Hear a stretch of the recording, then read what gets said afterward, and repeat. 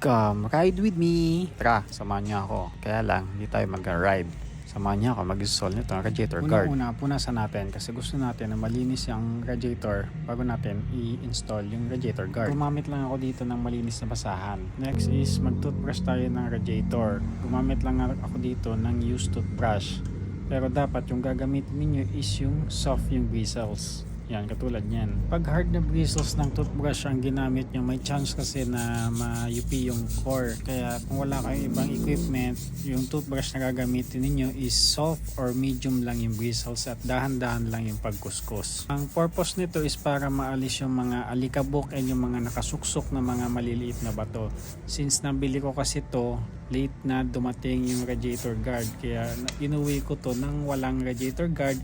Ngayon lang nakakabit. So kung bibili kayo ng motor na may radiator, unahin nyo magpakabit ng radiator guard. Kasi pag ganun, kahit hindi mo na i-brush yung cord ng radiator, salpak na lang ng radiator guard dahil malinis pa. After malinisan yung radiator yan, salpak na natin itong radiator guard. Sa pagbili nito ng radiator guard, may kasamang mga maliliit na rubber damper. So ganyan nyo yan ilalagay. Anywhere naman dyan pwede ilagay. Dapat ganyan ang pagkakalagay.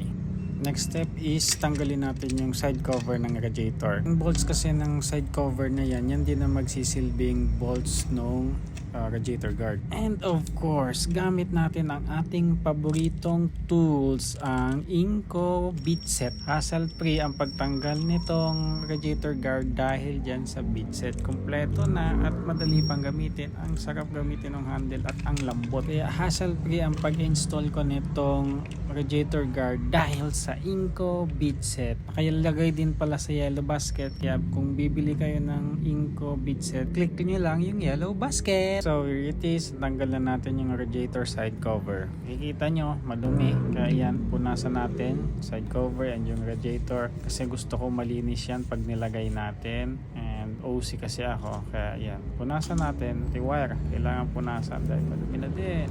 Punta naman tayo dun sa right side ng radiator cover para tanggalin yon. Same process lang din nung pagtanggal nun dun sa kabila. So natanggal na, cleanliness is a must pa din tayo.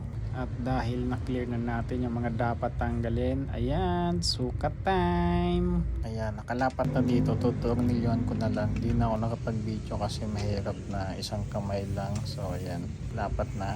Dumako naman tayo sa pinaka-satisfying na part pag matatapos na yung project. Yan, ang pagtutornilyo. Ilalak na lang natin siya and we're good to go. Himasin lang natin baby para malaman kung okay na. Ayan na, confirm.